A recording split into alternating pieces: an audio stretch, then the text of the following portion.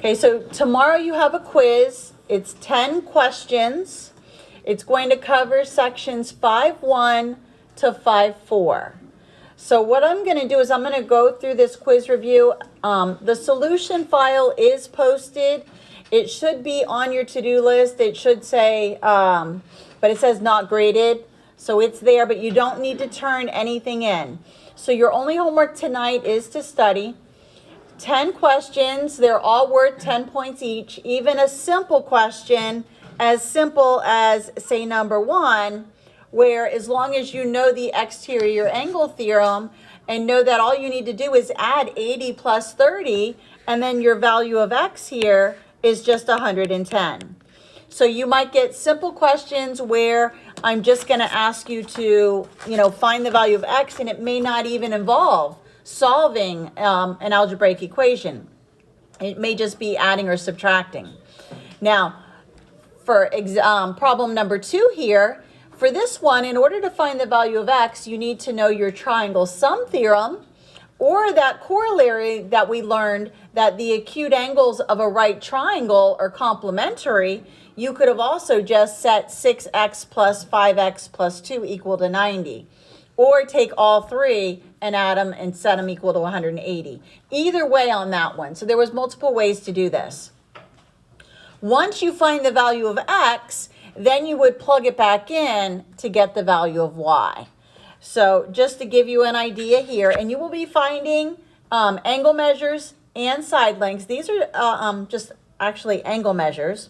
But just to show you this one, if I just use the corollary, and if I know that these two acute angles that are here of the right triangle are going to be complements, all I'm going to do is take 6x and I'm going to add it to the 5x plus 2 and set it equal to 90. I'm going to add these, subtract the 2, 11x equals 88, divide by 11, and x equals 8. Now, 2 things I can do here. What she just asked, could you also take 6x plus 5x plus 2 plus 90 and set that equal to 180? Absolutely. Okay, but we did learn a corollary that stated that these 2 angles are complements, so it's a little bit less work if you just set them equal to 90. But either way will work. Now, as far as finding y, we can do 2 things. We can either realize that this is a linear pair, and these are supplements.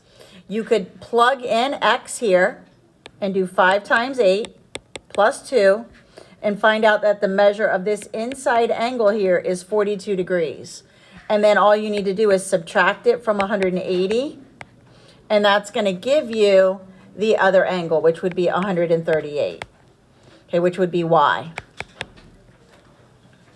That you could have found y is you could have used that triangle, that exterior angle theorem, and added 6x plus 90. And again, substitute what you found for x and do 6 times 8. And this angle that's right here is 48. And you could have also just added 90 and 48 and gotten the exterior angle that way as well. So multiple ways to find y. Same thing here. Just know that this exterior angle can be found by adding these 2. So you would have added 29 plus 12x plus 26 and set that equal to the 15x plus 34. And then solve for x. Most of the questions on the quiz tomorrow are just asking you to find x. Unless it's just numbers like number 1. Okay, so it's pretty much clearly spelled out. I've even put answer lines where it says x equals. So tomorrow I'd like you to write your answers on those lines that are provided for you. Now, the next 2, and then you would solve this. Again, you've got the solution file. This ends up being x equals 7 once you solve this one. For 4 and 5, I'm not going to give you a question and ask you to find all pairs. I'm just going to ask you for specific pairs. So for example, the key thing that you're going to look at is this congruency statement. I'm not going to be giving you numbers, or I might give you numbers, but I'm not going to give you all the congruency marks in the picture. What you're going to base your answers off of is the congruency statement. So if I ask you what side, or what's the corresponding part to side AB, what would you tell me? What letters?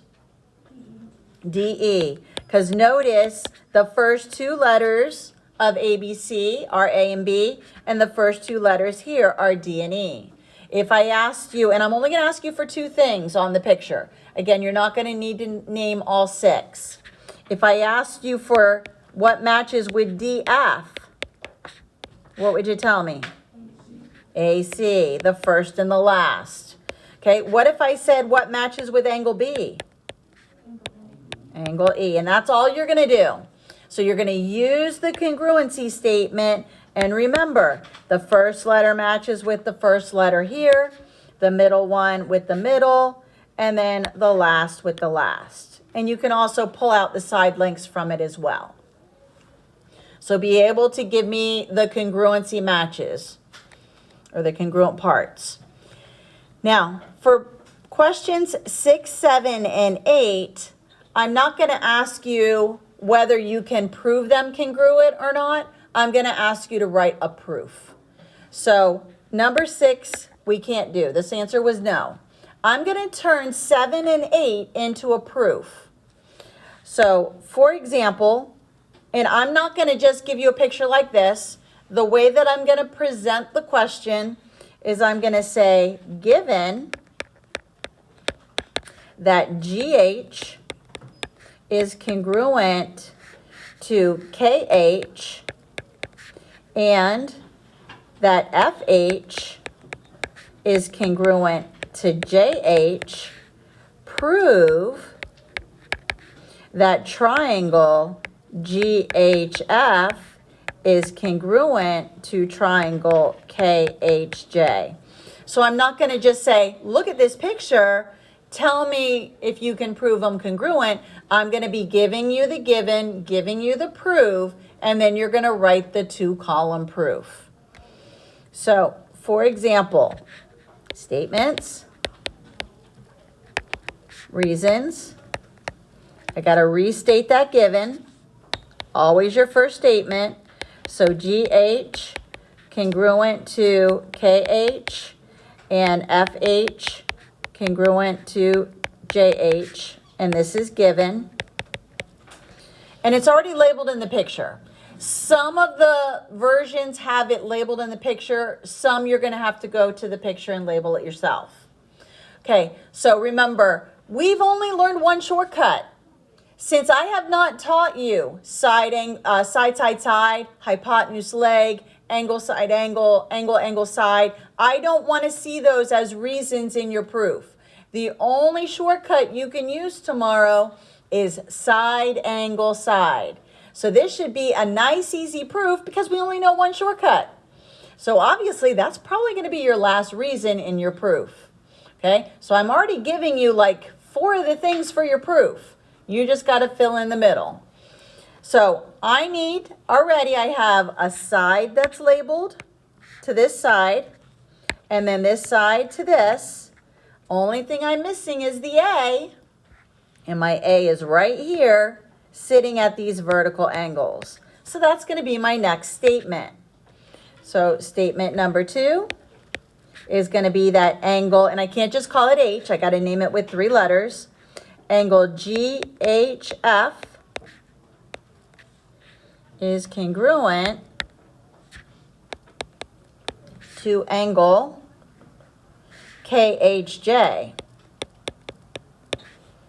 And now, my last statement, since I've got 2 sides that match and the angle, and it's the included angle, I can now say what I was asked to prove, that triangle GHF is congruent to triangle KHJ, and I forgot to put the reason here. So step number 2, that reason was vertical angles congruence theorem, and again, I abbreviate that with VAT.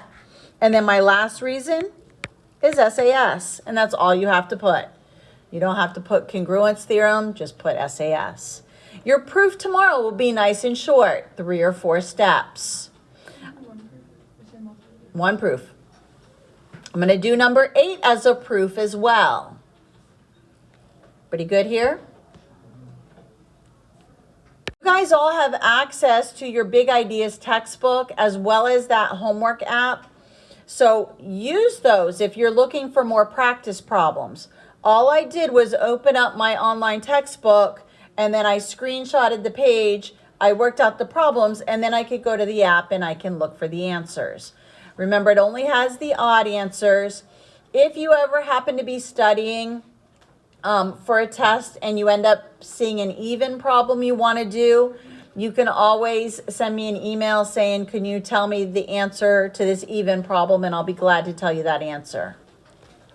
All right, everybody go with number 7. So again, number 8, again, it didn't ask me to write a proof, but I'm going to write one. So again, your given will be given to you. So I'm going to be giving you, given that LM is congruent to NM and that angle LMP is congruent to angle NMP. And I want you to prove that triangle LMP is congruent to triangle NMP. Notice how the angle and the triangle are the exact same order of the letters. So, you know, just be careful when you're doing the Big Ideas homework that you're dragging the right reasons, that you're paying attention to that little symbol. All right, so now let's make our statement column and our reasons. And again, this one's going to be just as short and sweet as the other one.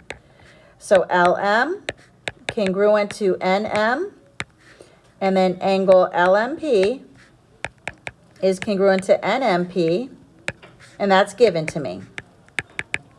So let me go over and look at my picture. Let's see where I got some information. I've got 2 sides here that are congruent. I've also got this angle up here that's marked as congruent. So now I just have to find the side that's forming that angle, and that's going to be this one right here. And MP is the same segment for both triangles, so I use my reflexive property. So all I have to state here is that MP is congruent to MP, and this is reflexive. And then my last statement, since I've got everything marked here, I've got the sides and the angle marked, and it's the included angle. So now I can say that triangle LMP is congruent to triangle NMP, and my reason is side angle side. I'm not going to ask you to, the only time that you're going to have to use or state a theorem is going to be a reason in your proof. I'm not going to give you questions like 9 through 12 and ask you to explain to me what theorem you're using. However, you're going to have to understand the theorems in order to find your values of x. So, for example, if I took number 9, and let's say they're giving me that VW is congruent to WX. So if I zoom in here, VW congruent to WX. Now what you have to realize is there's a bunch of different triangles going on here. So the one that I'm going to be doing right now is this one. And because they gave me that these 2 sides are congruent, this is an isosceles triangle, which also tells me that my base angles here are congruent. So let's say on the test or on the quiz, I tell you that this one is 5x and this one's 80. And I ask you to find the value of x. Well, if you use your base angles theorem, then you know if the sides are congruent, then these angles are congruent, and you would just set them equal to each other. So this is how you would be applying your base angles theorem, by knowing to set the 2 angles equal to each other. So be able to apply all of the theorems to find your values of x. So nothing where you have to describe what theorem you're using to solve something. Now, numbers 13 and 14, you will have questions like these. So be able to find values of x or y. You will not have to solve a system of equations on the quiz. So they'll just be straight algebraic, simple linear equations that you'll solve. So for example, yes? For numbers 9 and 10, do we have to write the 3 letters for the angle? If there's more than one angle happening there, then yes. Like for y you wouldn't, and w you wouldn't, but all the other ones you would. Okay? Mm-hmm. All right, so for example, on something like this, the congruency statement is going to help you for number 13. So for example, you see how D is the first letter? It's going to match with Q. So D is 29, so that tells me Q is 29. And then E is going to match with R. E is 123, so R is 123. And then F and S match, and they've already got, so F is here, and S is here. Now, all I know is they're congruent. I don't know anything about them. Now, in order to find X, I can use my triangle sum theorem. So since I filled in the numbers now, all I have to do is add 29, 123, and 2x plus 2. Remember when it's got the little degree symbol here, it's pointing to an angle, not a side length. So I'm just going to add 29, 123, 2x plus 2, and set it equal to 180, because that's what the 3 angles of a triangle add up to be. And then that's how I can find x. And then to find y, I'm going to set the 2 sides equal to each other, but I'll just quick do this one. I'm going to add the 123, the 2, and the 29.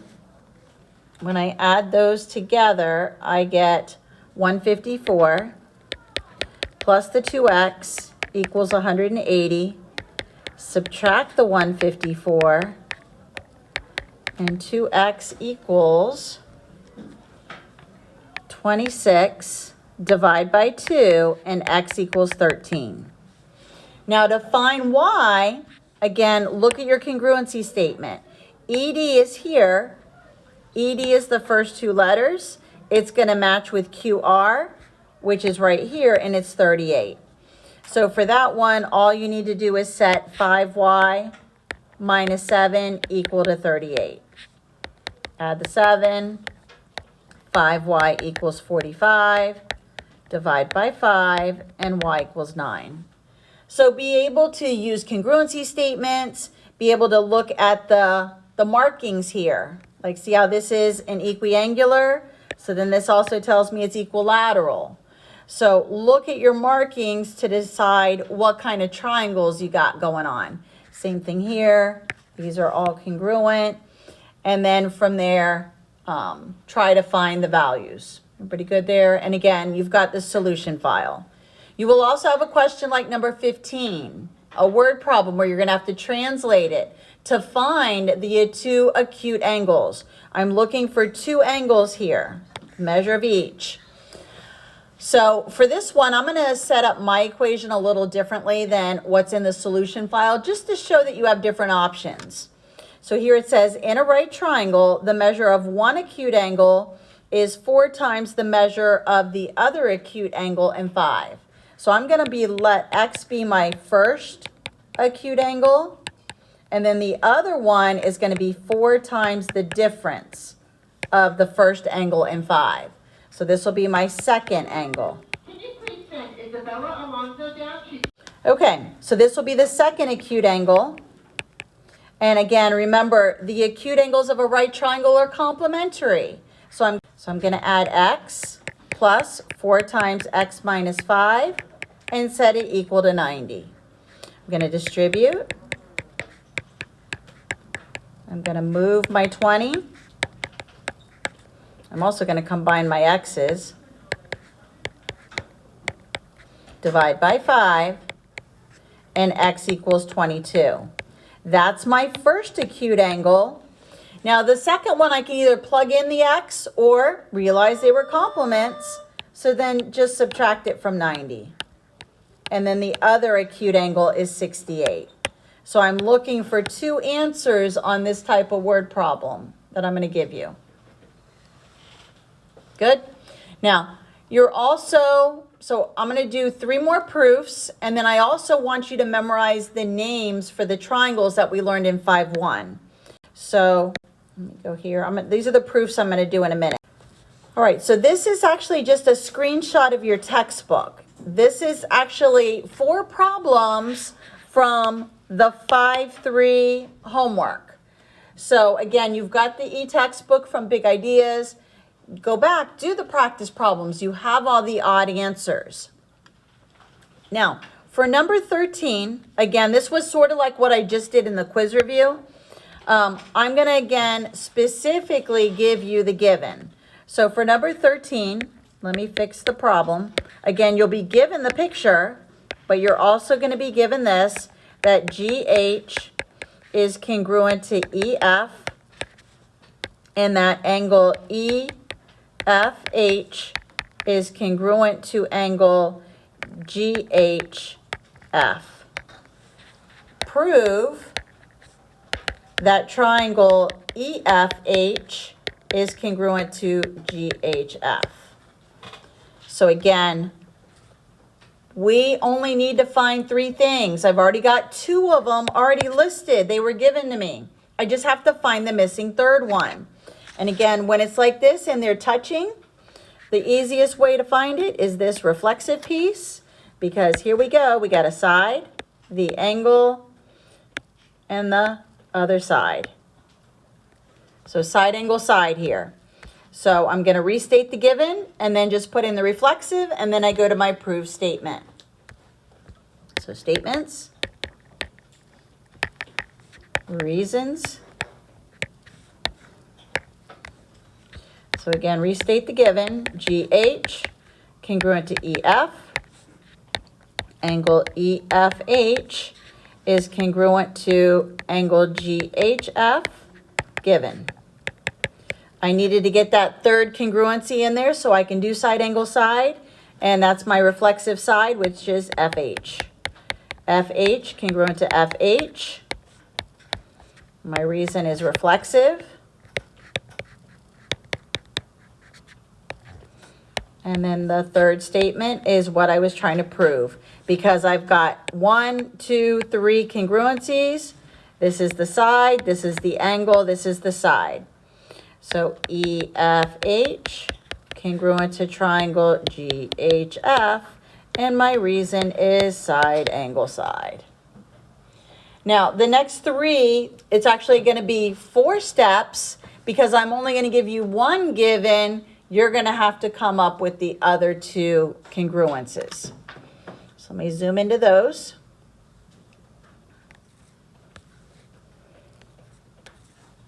So this is number 15. So this time the given, it was already spelled out for me. This was actually a homework question.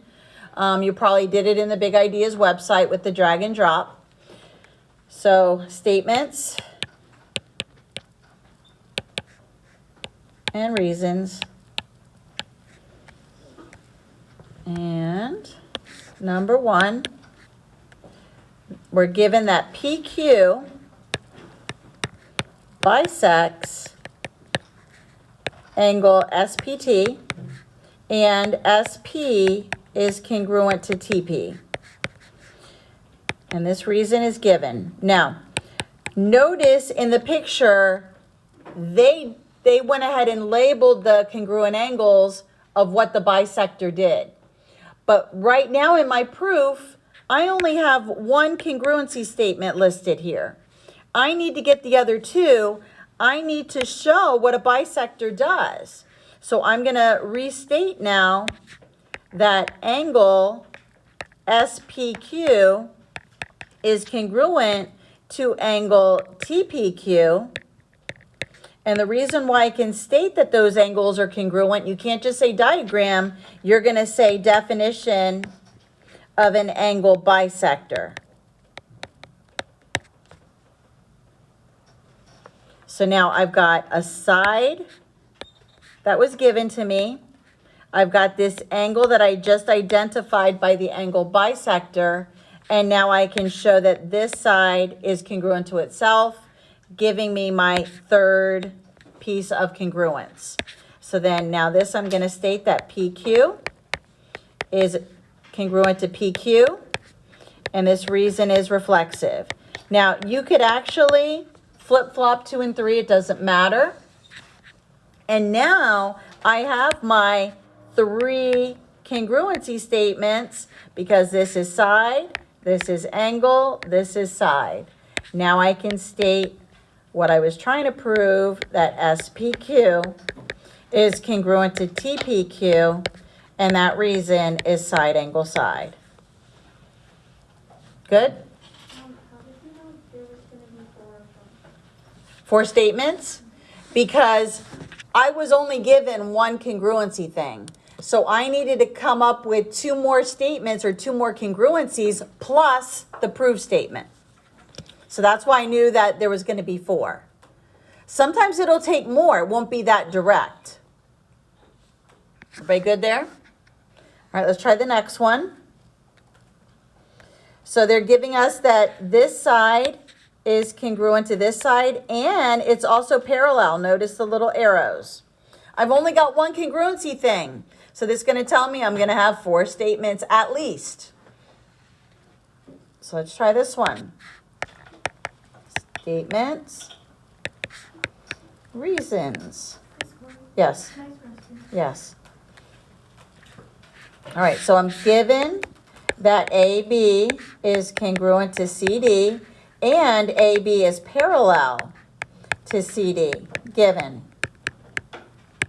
So right now in my picture, all I've got is a side that's marked.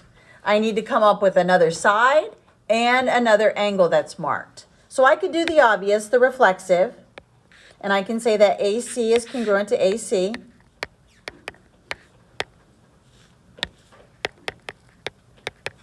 And that's reflexive. I need to come up with the angle pair. So notice if I've got parallel lines, and if this is my transversal, then I know that angle 1 is congruent to angle 2, and now I've got side, angle, side. And my reason for stating that angle 1 is congruent to angle 2 is because they're alternate interior angles. So I'm going to state that angle 1 is congruent to angle 2, and my reason is the alternate interior angles theorem. Now I have the 3 pieces. I had 1 here, then the second one, and now the angle, because this was the side, this is a side, and this is the angle. So I have side, angle, side. So now I can state the 2 triangles are congruent. So triangle ABC is congruent to triangle CDA. And my reason is, oh, this should be a 3. My reason is side, angle, side. Yes. Yes. Let me do one more, and then we'll play a game kit. Okay, this time they're giving us that C is the midpoint of AE and BD. So statements and reasons. Now I know the picture is already labeled with congruencies, but we need to state what this midpoint does. So C is the midpoint of AE and BD, and that's given. Notice they did not give me any congruencies, but I know by definition of a midpoint, it makes this piece congruent to this, and this one congruent to this. That's why they labeled that. But I got to state it here. So I'm going to state that AC is congruent to EC, and that BC is congruent to DC. And this is definition of a midpoint. The next thing I need to identify is, because right now I have a side and a side and a side and a side. I need the A, and the A is right here. It's the vertical angles. So statement 3 is going to be angle ACB is congruent to angle ECD. And this is my vertical angles congruence theorem. And now I have side, side, angle.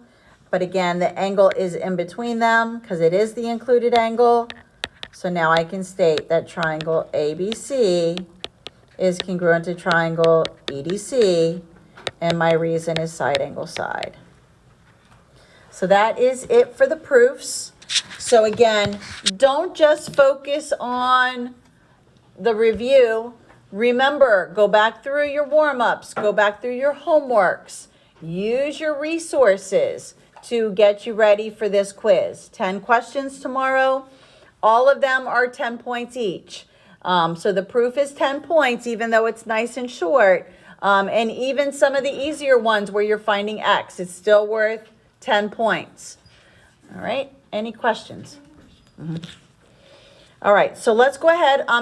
We'll play a GIM kit to review, and then I'll also post the link to it. It's a lot of repetitive just to help reinforce some of the theorems. So this is I just took a screenshot of the notes from 5.1. Know all the names for angles. Know all for the angles.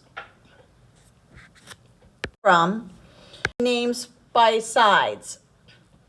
It's going to ask you to give 2 names, one angle name and one side name.